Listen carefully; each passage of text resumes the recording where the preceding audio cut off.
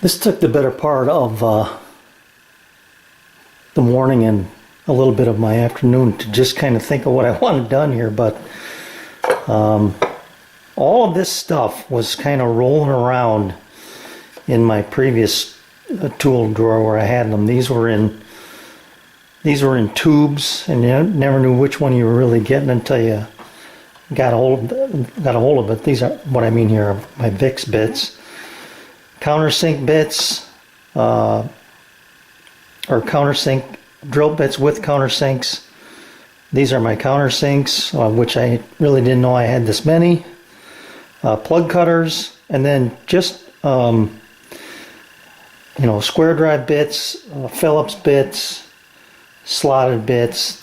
Just kind of, I had room here, so I just drilled some holes and threw those in there.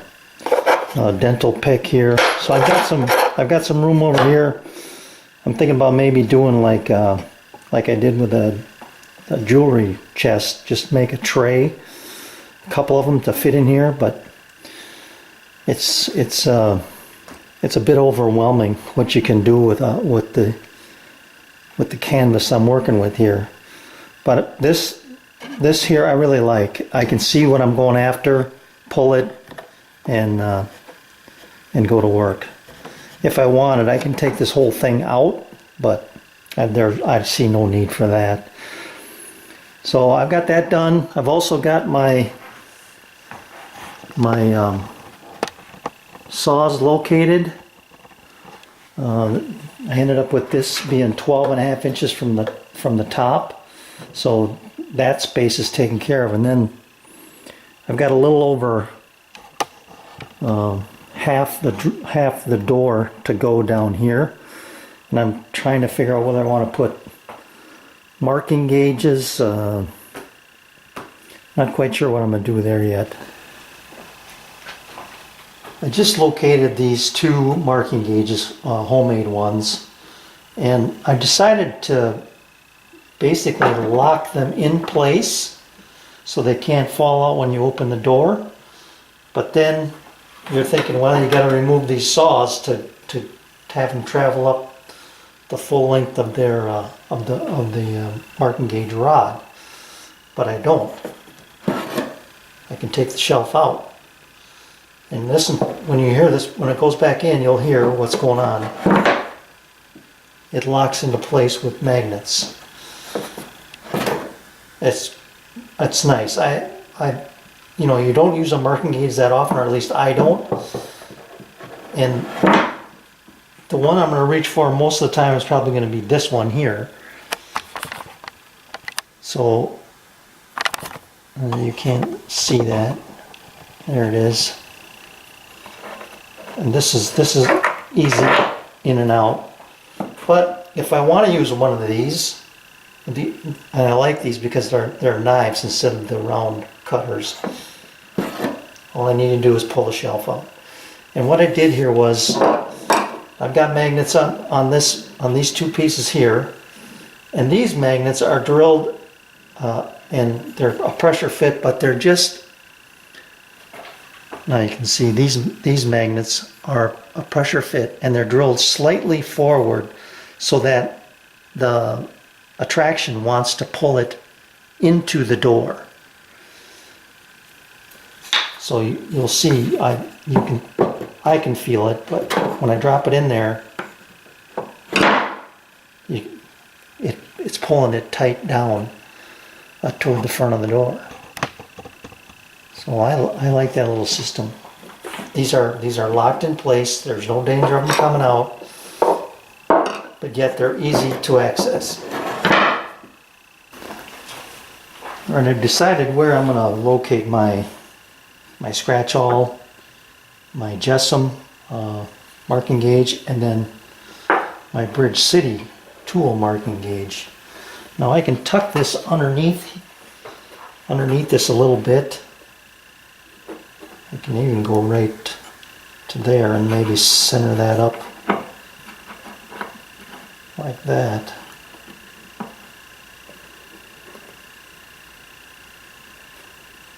That'll leave more room out here. Anyway, what I wanted to show you was, this was the most difficult tool hanger I've made to date, I guess.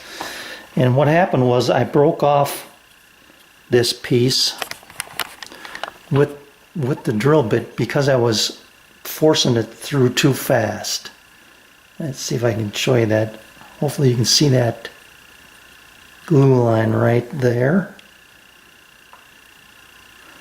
Runs this way, that way, and across the back. Maybe you can see better here. Yeah. So what happened was that it was about 1/8 of an inch from the bottom, and it just snapped the whole bottom off, and it took this chunk with it. So the lesson you learn is that regardless of how much material you're removing, just a nice steady slow pace. I got to the point where I was really pushing down on that bit, and I shouldn't have been, and that's what happens. But the piece glued back on successfully. This side I took my time, no problems. I am going to trim this back just a hair to kind of match the depth of my scratch all one here, but that turned out pretty nice. Let me show you the fit here. So you can see the stepped knurled knob there, and I replicated that inside. So that just sits in there nice like that and gets locked into position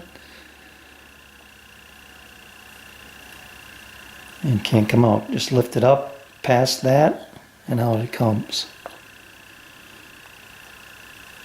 So that'll hang about there. You just have to realize you need room to get it out. Yeah, I was mistaken in saying I was going to put it down here. I guess I could anyway.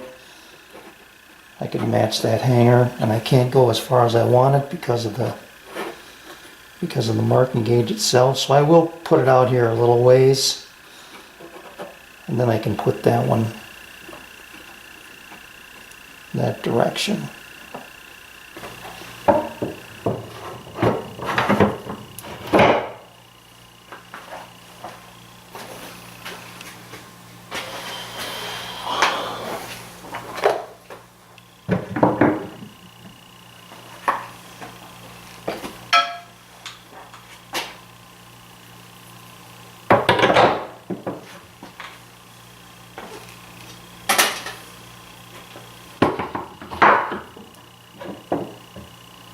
Right, that looks good. I still have to find a home for my scrapers, but I'm positive they're not going here. I don't know what I'm going to do with that space yet. They may go on the left door up above the chisels. And I have decided to put my router plane right here. So I'll come up with something for that. Probably drop it up just a little bit. Anyway, that'll sit in there.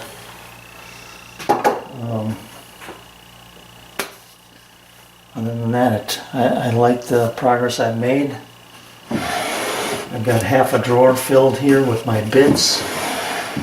This one's still wide open. Space here, space up there, space in my shelf. And the other thing I've got, well, two things I've got to do here.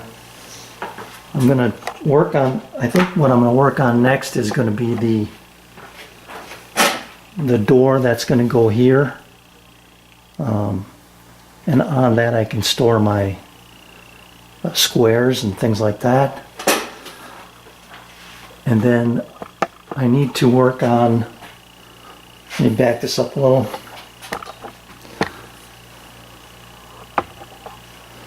I need to work on some catches and some kind of a handle.